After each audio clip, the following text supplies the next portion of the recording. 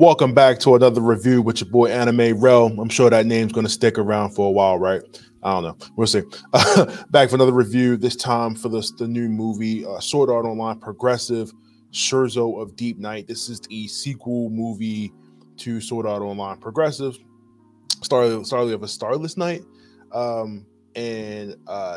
we pick back up where we left off. It feels like it's been a minute since that movie came out, which was 2021. And we're finally getting the sequel movie 2 years later, and right on time, if I might add, at the beginning of the year, because it feels like last time I did this review, this is exactly where I watched that movie and was able to put that out at the beginning. But either way, so we got the sequel movie. This movie takes 2 months past the deadly since everything has begun. As we like I said, this movie is taken from more of the perspective of Asuna, and I feel like, Kirito takes more of a back seat here, even though he is still a prominent character in the show. But this is through the lens of Asuna, and like everything that she's done, as you see in the first movie. Kirito and Asuna begin to make a little bit more progress. They stop for treasure, and then they face Asuna's least favorite monster in the movie. So, like I said, this movie is picking right back up where we left off, and if you haven't watched that, you should go back and watch that now because it's freaking amazing. This movie, man, this movie definitely, I would say, definitely takes its time. And I don't want to say like if it feels slow, but it definitely focuses in, just like the first one, it focuses in more of the characters and lets you spend a little bit more time with them, getting to know. Because like I said, in the original SAO show, everything is so quick. You're kind of skipping, not skipping like big moments, but they're in this game for a minute, for a long time. So this movie is really like focusing in on like this particular story after the first one, where they are hunting down, again, still trying to clear through the bosses, clear through the dungeons, also while navigating the politics of the SAO world. And everything that's going on, because now we have PKs, which we all are aware that the player killers, the people that are willfully aware that if they kill somebody in this game, they are killing them in real life. So you have a way for people to become serial killers in the game, and have no conscience about it whatsoever. They just completely lost their minds and just want to kill people because they realize at this point they don't think they're getting out of the game or is ever going to be cleared. But like I said, 2 months after everything started, we get Kirito and Asuna finding relics, as Kirito explains to Asuna that what the relics are and what they can lead to, and how much of a time chaser they can be, and just giving us a little bit more of what other things there are to do other than just beat on bosses and enemies in the world. And I like that they go into more of that, because if you play the MMO, there's just sometimes they're just mindless quests just to just get items. Go off the trail, get off the beaten path of the story for a while. You just hunt down rare items that you wouldn't normally get if you were to play normally through the game, which I really like, because it relates to when they did this. If anybody's played Final Fantasy or World of Warcraft, you can relate to some of like the missions or the tedious stuff that you do through the game, but you do it just to kill time because you've done everything else at this point already, right? The entire cast, of course, is back again for this movie, where they do an amazing job voice acting this entire movie. We have everybody back from the original cast that does this, and I gotta say, the English voice cast once again is freaking amazing. I didn't get a chance to watch this in Japanese. I'll probably go back and watch it on my second view. But the English cast is absolutely amazing. Got your boy Yuri Lowenthal, who comes back and absolutely kills it as Kirito. And as I'm pulling up my situation here for the movie, we get a lot of interactions where I feel like this movie is kind of they don't really focus in on like the romance between Asuna and Kirito here.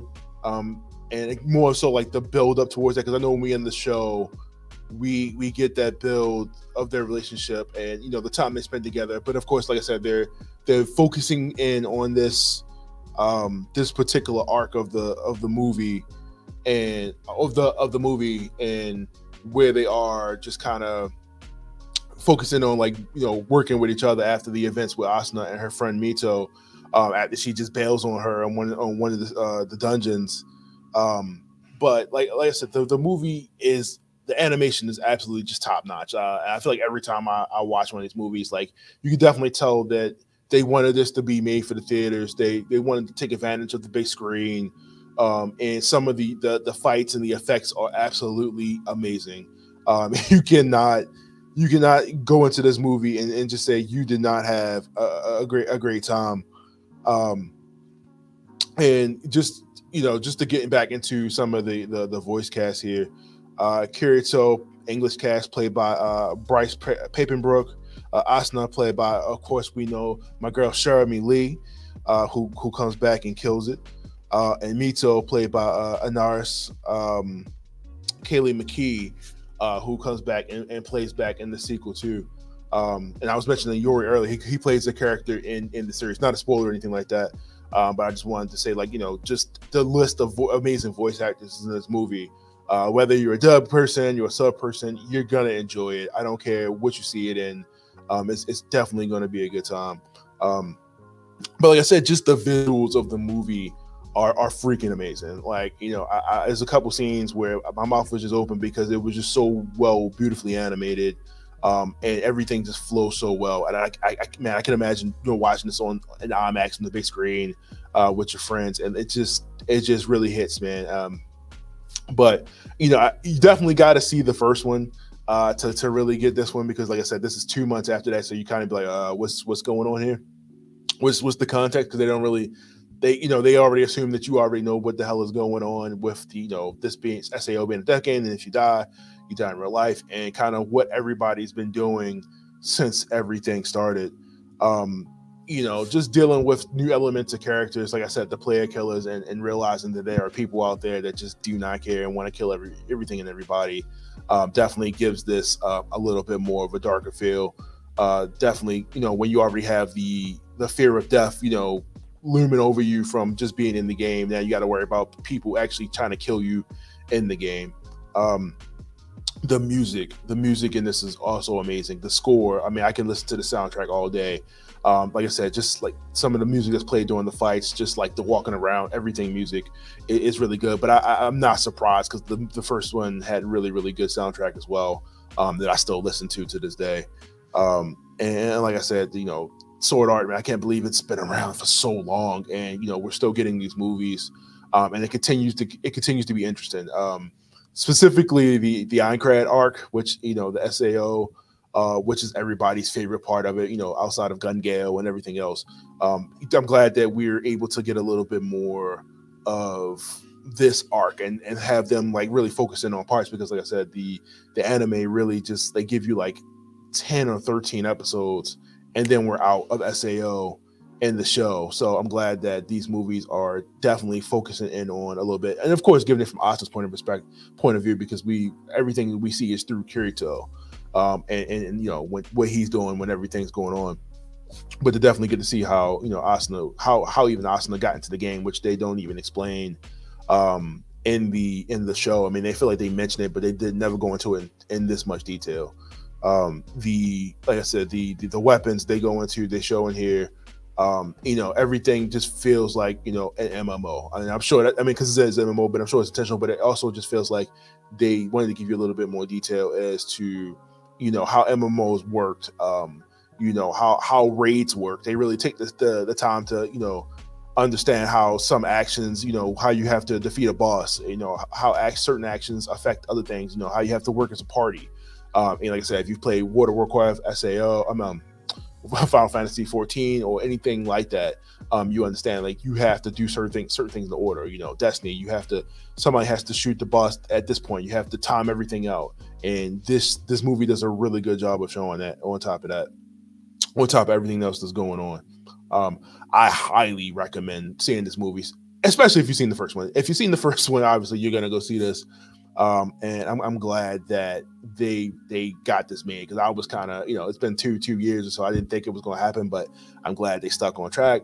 I'm hoping to see more of this. I'm not sure if this is going to be like a 3-parter or however long this is going to be, but I definitely want to see more of this series. I definitely want to see everything up until they actually get out of the game and what happens. But you know, this has been successful so far. I can't wait to see more. Thank you, Crunchyroll, for you know, getting to see this a little early. You know, it comes out February 3rd in theaters. Get your tickets, check it out. You do not want to miss this. It's the sequel, another sequel to the Sword Art Progressive series. Like I said, it comes out February 3rd. Everybody in this movie that, you know, does an amazing voice, does a job doing the voices and everything in the movie, does an amazing job. You don't want to miss this. If you're a big Sword Art Online fan, you don't want to miss this. Like I said, get your tickets, check it out. Crunchyroll, Aniplex, killing it once again. I love this series and I cannot wait to see more. Check it out February 3rd in theaters. And I'll see you guys later. Let me know what you think about it in the comments below. See you.